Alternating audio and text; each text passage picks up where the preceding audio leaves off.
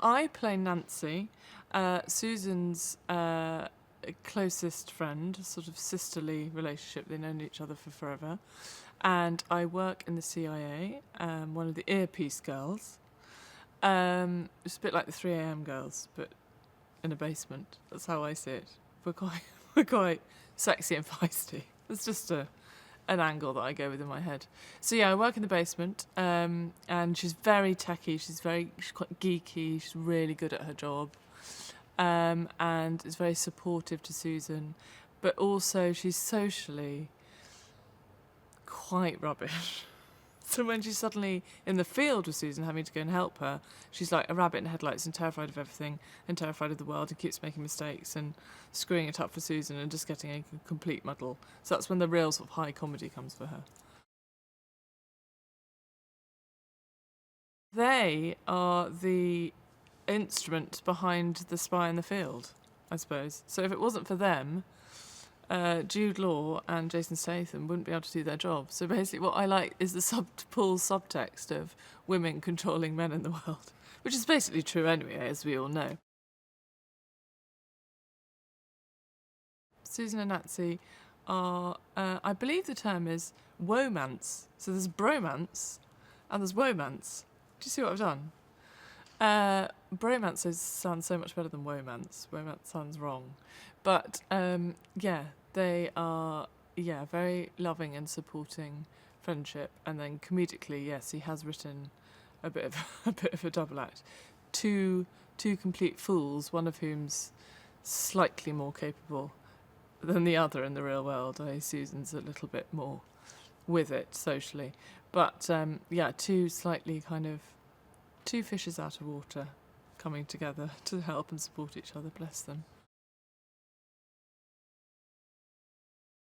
I came to be involved in this film because of the wonderful, marvellous, give me more parts, Sir Paul of Feig, as I like to call him.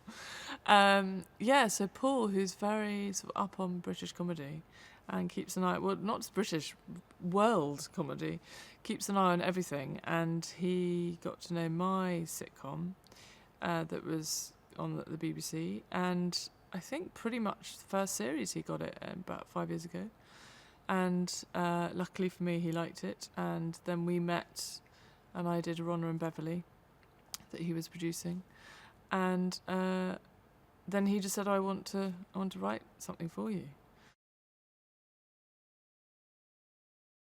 There's sometimes I've seen her on set with the wig and the gown looking absolutely stunning and being able to play that sort of real confident, sassy woman, and you think, yeah, she's not just this grungy, she isn't at all, in fact, this grungy, stupid geek or angry, kind of edgy. She is, a very kind of funny and lovable person, but also has a real confidence. She's a real woman. She's a beautiful woman. Susan goes on a real journey, and I think often in comedy you get, a one-note character, particularly if you're not the lead. And in this, she's had a character that's really developed, starts as this little mouse and then turns into something. I think it really shows her range. It's amazing his support and faith in female comedians. Well, it's not amazing. It's sad that it's surprising, because of course he should. Look at us, we're marvellous. But he totally gets it, and I love the fact that he goes, women can do exactly what men can do, and more. And actually, when a woman sort of shines her light as a comedy actress, it's even more special than a man in a way. There's something unique about it. That's me being objective, obviously. No, but genuinely, I do think that, and he manages to find the real unique spark, I think, in women, and lets them do.